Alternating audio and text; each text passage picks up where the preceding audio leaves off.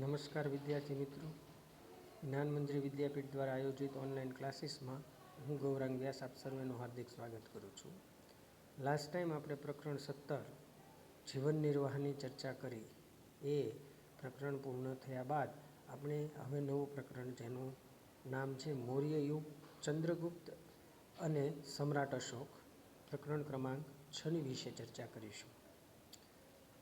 મૌર્ય યુગ ખાસ જુદા જુદા યુગો ભારતની અંદર આવી ગયા. જેમ આપણે આદિ માનવના યુગની વાત કરીએ, પછી ધીરે ધીરે માટી યુગ શરૂ થયો, પછી ધીરે ધીરે કાંસ્ય યુગ શરૂ થયો, તામ્ર યુગ શરૂ થયો, લોહ યુગ શરૂ થયો. આમ જુદા જુદા યુગોથી આપણે પરિચિત છીએ.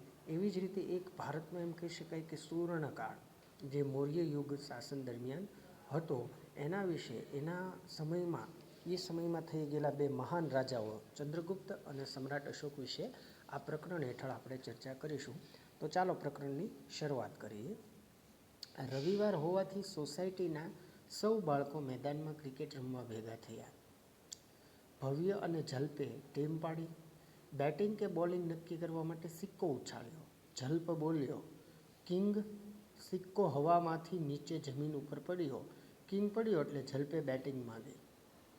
બાજુમાં ઊભેલો હેતાંશ બોલી ઉઠ્યો, સિક્કા પર આપેલી આ સિંહની આકૃતિ ક્યાંથી લીધી હશે? ભવ્યએ તેને સમજાવ્યો, સિક્કા પર આપેલી સિંહની આકૃતિ એટલે કિંગ. સારનાથના વિશાળ સ્તંભ પર આ સિંહની આકૃતિ સ્થાપિત કરવામાં આવેલી છે. આ સ્તંભને મૌર્ય વંશના સમ્રાટ અશોક દ્વારા નિર્માણ કરવામાં આવ્યો હતો. ભારતે તેને રાષ્ટ્રીય પ્રતીક તરીકે સ્વીકારેલ છે. હવે પાઠની શરૂઆત બે વ્યક્તિ, ખાસ કરીને ભવ્ય અને ઝલ્પ નામના બે છોકરાથી થાય છે, જે મેદાનમાં ક્રિકેટ રમવા માટે ભેગા થયેલા હોય છે અને બેટિંગ બોલિંગ કોણ પહેલાં કરશે એ માટે સિક્કો ઉછાળે છે. અને એક કિંગ જે છે એ ઝલ્પ માગે છે અને સિક્કો હવામાં ઉછાળતા કિંગ પડતા ઝલ્પ બેટિંગ સ્વીકારે છે. પણ બાજુમાં ઊભેલો એક છોકરો કે જેનું નામ એમણે કીધું છે કે ઝલ્પે બેટિંગ સ્વીકારેલી છે, અને બાજુમાં ઊભેલો એક છોકરો જેનું નામ હેતાંશ છે, એણે કીધું કે આ સિક્કા ઉપર આપેલી આકૃતિ સિંહની જે છે એ ક્યાંથી આવેલી હશે? ત્યારે ભવ્ય તેને સમજાવે છે કે આ આકૃતિ જે છે એ સારનાથના સ્તંભમાંથી દેવામાં આવેલી છે, જે સમ્રાટ અશોકે આપેલ છે અને ભારતે તેને રાષ્ટ્રીય પ્રતીક તરીકે સ્વીકારેલ પણ છે. હવે મૌર્ય વંશના સ્થાપક અને શાસક, એમાં સૌ પ્રથમ આપણે ચંદ્રગુપ્ત મૌર્ય વિશે વાત કરીશું. મૌર્ય વંશના સ્થાપક ઈસવીસન પૂર્વે 321 થી ઈસવીસન પૂર્વે 297. તો બાળપણમાં રાજાનો રમતા ચંદ્રગુપ્તનું હીર પારખીને તક્ષશિલાના કૌટિલ્ય ગોત્રના આચાર્ય વિષ્ણુગુપ્તે, જેનું નામ ચાણક્ય છે, એ તક્ષશિલા લઈ જઈ તેને શસ્ત્ર અને શાસ્ત્રોની તાલીમ આપી. કે બાળપણમાં સ્વાભાવિક આપણે બધા જ રમતો રમતા હોઈએ છીએ, એમાં રાજાની રમત આ ચંદ્રગુપ્ત રમતો હશે, અને એ ચંદ્રગુપ્ત રાજાની રમત રમતા એને તક્ષશિલાના આચાર્ય, જેનું નામ અહીંયા વિષ્ણુગુપ્ત સાચું છે પણ આપણે એને સૌ ચાણક્યના નામથી ઓળખીએ છીએ, એ ચાણક્યએ એનું હીર પારખીને એને એક, જેવી રીતે કેમ જોહરી હોય એ પોતાના હીરાનું મૂલ્ય સમજતો હોય, એવી જ રીતે અહીંયા ચાણક્ય દ્વારા ચંદ્રગુપ્તની અંદર રહેલું આ હીર પારખીને એને તક્ષશિલા લઈ જઈ અને શસ્ત્ર અને શાસ્ત્રોની વિદ્યા આપે છે. ચાણક્યની તાલીમની મદદ અને માર્ગદર્શનથી ચંદ્રગુપ્ત મૌર્યએ ઈસવીસન પૂર્વે 321માં નંદ વંશના અંતિમ સમ્રાટ ધનનંદને હરાવીને મગધની ગાદી સંભાળી. ઈસવીસન પૂર્વે 321 વિદ્યાર્થી મિત્રો, એટલે આ 21મી સદી ચાલે છે. એની પહેલાંના 300 સવા 300 વર્ષ કરતાં પણ વધારેનો સમયગાળો આજે એમ જોઈએ કે આ ચંદ્રગુપ્ત અને ચાણક્યનો સમયગાળો આપણે લખવો હોય અથવા જાણવો હોય તો આશરે 2300-2400 વર્ષ પહેલાંની વિદ્યાર્થી મિત્રો આ વાત થઈ રહી છે. તો અહીંયા એ નંદવંશના છેલ્લા રાજા જેનું નામ ધનાનંદ છે, એ ધનાનંદને હરાવી અને મગધની ગાદી સંભાળે છે, મૌર્ય વંશની સ્થાપના કરે છે. ચાણક્યની રાજનીતિ અને વહીવટ અંગેની કુશળતાનો સંપૂર્ણ લાભ ચંદ્રગુપ્તને મળ્યો. ચાણક્ય દ્વારા લખાયેલા અર્થશાસ્ત્ર નામના ગ્રંથમાંથી તે સમયની રાજકીય, આર્થિક અને સામાજિક જીવનની માહિતી મળી રહે છે.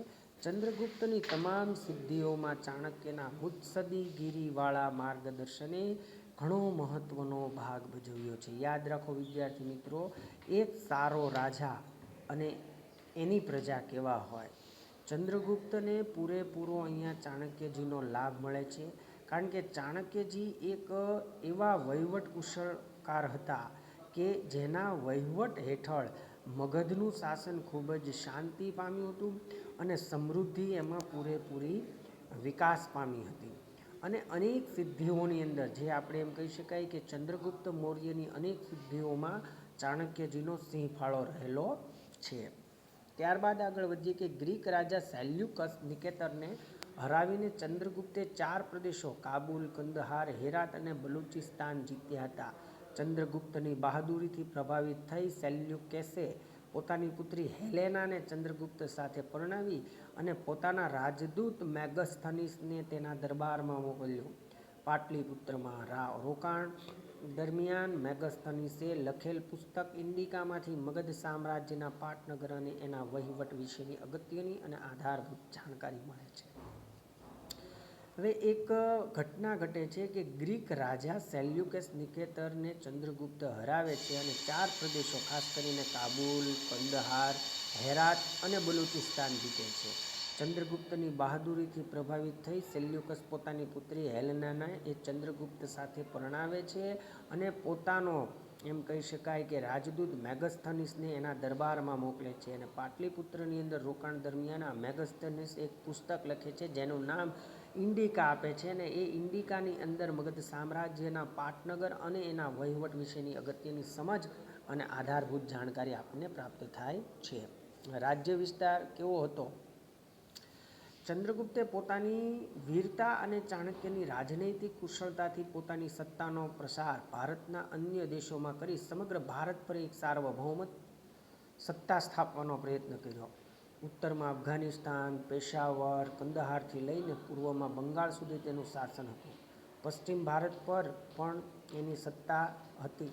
સૌરાષ્ટ્રમાં પણ તેનું શાસન હોવાનું તથા પુષ્યગુપ્ત નામના વૈશ્ય અમાત્યને ત્યાંના રાષ્ટ્રીય રાજ્યપાલ તરીકે નિમ્યા હોવાનું આધારોમાં આવેલ છે. સૌરાષ્ટ્રમાં આવેલ ગિરિનગર એટલે કે જૂનાગઢના ગિરનાર પર્વતમાંથી નીકળતી નદીઓ પર બંધ બાંધીને ચંદ્રગુપ્તે સુદર્શન તળાવનું નિર્માણ કરાવ્યું હતું. ચંદ્રગુપ્ત એક ખૂબ જ વીર હતા અને ચાણક્યની રાજનૈતિક કુશળતાથી એણે પોતાની સત્તાનો પ્રચાર ભારતના એમ કહી શકાય અન્ય પ્રદેશોમાં કરી સમગ્ર ભારત પર એક સાર્વભૌમ સ્થાપવાનો એણે પ્રયત્ન કર્યો હતો. ઉત્તરમાં અફઘાનિસ્તાન, પેશાવર, કંદહારથી લઈને પૂર્વમાં બંગાળ સુધી એનું શાસન હતું. પશ્ચિમ ભારત પર પણ એની સત્તા હતી અને સૌરાષ્ટ્રમાં પણ એનું શાસન હોવાનું પુષ્યગુપ્ત નામના વૈશ્ય અમાત્યને ત્યાંના રાજ્યપાલ તરીકે નિમ્યા હતા. એટલે કે પુષ્યગુપ્ત જે હતા એ પુષ્યગુપ્ત ચંદ્રગુપ્તના શું હતા? રાજ્યપાલ હતા સૌરાષ્ટ્ર વિસ્તારના. તો એ આધારોમાં આપેલ છે. અને સૌરાષ્ટ્રમાં આવેલ ગિરિનગર એમાંય ખાસ કરીને જૂનાગઢના ગિરનાર પર્વતમાંથી નીકળતી નદીઓ પર બંધ બાંધીને એને સુદર્શન તળાવનું પણ ત્યાં નિર્માણ કરાવ્યું હતું. તો દક્ષિણ ભારતના કોંકણ, કર્ણાટક, મહારાષ્ટ્ર વગેરે પ્રદેશોમાં પણ મગધ સામ્રાજ્યનો એક ભાગ હતો. વાયવ્યમાં છેક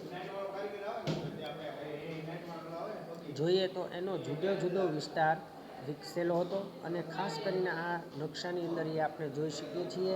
તો અહીંયા લદાખ, લંપક, માનસેરા, બાજગઢી, તક્ષશિલા, પોપરા, કલસી, મેરઠ, લુંબિની, કૌશાંબી, લોરિયા, સારનાથ, રૂપનાથ, ગુજ્જર, રૂપનાથ, સાંચી, ધનગુરિયા, પાટલીપુત્ર, કલિંગ. અહીંયા જુદા જુદા નકશાની અંદર જુદા જુદા સ્થળો જે દેખાય છે એ સમયના નામ દેખાણા છે. પછી સોપારા, સન્નતિ, મસ્કી, એરંગુડી, બ્રહ્મગીરી, આવા જુદા જુદા એ સમયે નામ આપેલા હતા, જે આજે ભારતની અંદર ભારતના નકશાની અંદર આ નામો જોવા મળતા નથી.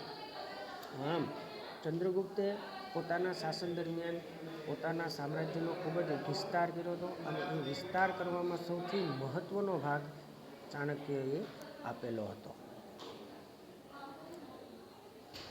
તો અહીંયા આપણા લેક્ચર દરમિયાન આપણે બે બાબત વિશે વાત કરી વિદ્યાર્થી મિત્રો.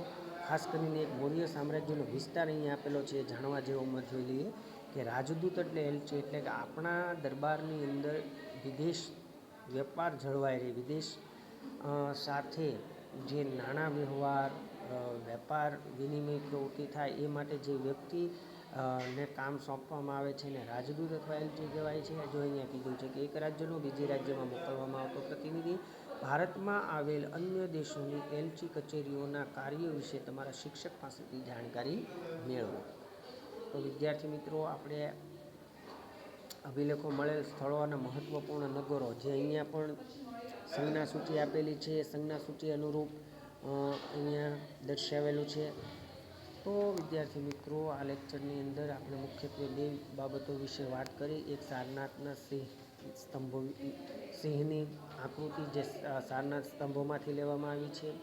ત્યારબાદ ચંદ્રગુપ્ત મૌર્ય વિશે માહિતી મેળવી, જે ઈસવીસન પૂર્વે 321ની અંદર મગધની અંદર પોતાનું શાસન કરતા હતા, અને એના શાસનની અંદર એની સિદ્ધિઓની અંદર એમના વહીવટની અંદર એક પારદર્શિકતા હતી, અને એ પારદર્શિકતાનો ફાળો ચાણક્યજીના શિરે જાય છે. આ ઉપરાંત એમણે પોતાનું ખાસ કરીને સેલ્યુકસ નિકેતર સાથે યુદ્ધમાં એને હરાવી અને 4 પ્રદેશો કબજે કર્યા હતા. એની બહાદુરીથી પ્રભાવિત થઈ અને નિકોતેરે પોતાની પુત્રી હેલનાના મેરેજ એ ચંદ્રગુપ્ત સાથે કરાવ્યા હતા, અને પોતાનો ખાસ એમ કહી શકાય કે વ્યક્તિ હતો એને મેગસ્થનીસ એને એના દરબારમાં મોકલ્યો હતો, અને મેગસ્થનીસે પાટલીપુત્રના રોકાણ જ્યાં સુધી કર્યું હતું એ સમય દરમિયાન ઇન્ડિકા નામનું એક પુસ્તક લખ્યું હતું. એમાં એણે તમામ માહિતી આપેલ છે. અને આપણા ગુજરાતમાં પણ જૂનાગઢની અંદર પુષ્યગુપ્ત નામનો એક એમનો નિમેલો રાજ્યપાલ હતો, જેણે સુદર્શન તળાવની રચના કરી છે. તો આમ વિવિધ માહિતી અને માહિતી વિશે આપણે સમજ મેળવી. પાઠની અંદર ખાસ કરીને ભારતની ભવ્યતાનો આ સમયગાળો દર્શાવવામાં આવ્યો છે, અને ભારતની અંદર એમ કહી શકાય કે આ સમયગાળા દરમિયાન ચંદ્રગુપ્ત મૌર્ય જેવા રાજા થઈ ગયા, અને એ સમયમાં ખાસ કરીને મૌર્ય શાસન યુગમાં એમણે ખૂબ જ સુંદર અને વ્યવહારુ અને પારદર્શિકતાપૂર્વક પોતાના રાજ્યનું શાસન કર્યું હતું, અને પ્રજાને ખૂબ જ એમ કહી શકાય કે આર્થિક રીતે સદ્ધર બનાવી હતી. પોતાનું રાજ્ય પણ આર્થિક રીતે સદ્ધર બનાવ્યું હતું, અને રાજ્યમાં સુખ શાંતિ અને સમૃદ્ધિને કાયમી ધોરણે સ્થાપિત કર્યા હતા. તો વિદ્યાર્થી મિત્રો, આ લેક્ચર આપણે અહીંયા પૂર્ણ કરીએ છીએ. આશા રાખું છું કે આ લેક્ચરની અંદર જે બાબતો જે ટૉપિક વિશે આપણે માહિતી મેળવી, સમજ મેળવી, એના વિશે તમે સારી રીતે સમજ્યા છો, અને એનું દૃઢીકરણ પણ સારી રીતે કરશો, એ જ અપેક્ષા સાથે વિરમું છું. Thank you very much.